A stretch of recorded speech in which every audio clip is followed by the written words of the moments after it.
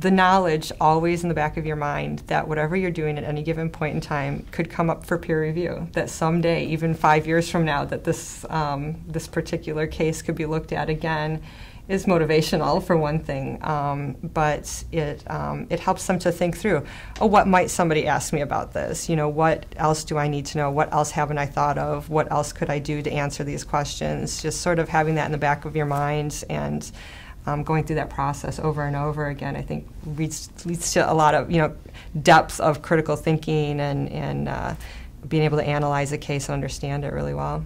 The other thing is, it teaches you as a clinician that your work's never going to be buried in a file.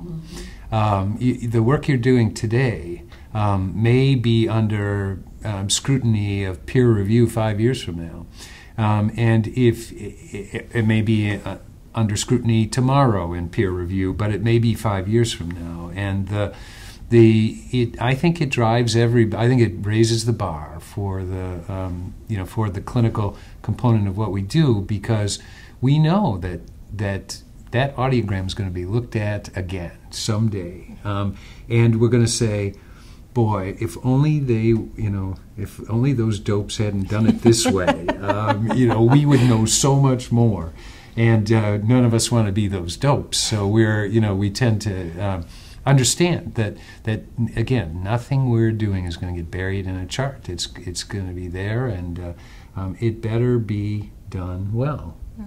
It's not fair, really, to put a senior staff member on the spot about those kinds of questions.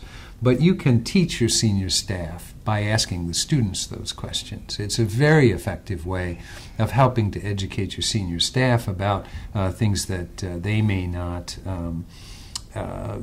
not be real comfortable with. They're going to have to be teaching those students in the clinic in real time. They need to have those concepts and that knowledge base. And one of the best ways to teach your peers is through teaching the students and learning from them.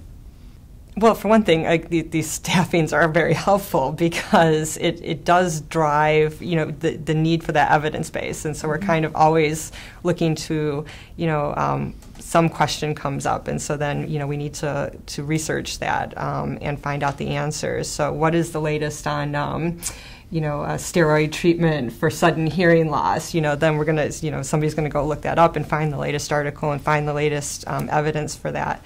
But we get involved in a lot of research projects as well in terms of cutting edge technologies for hearing rehabilitation and so on. So that keeps us current as well.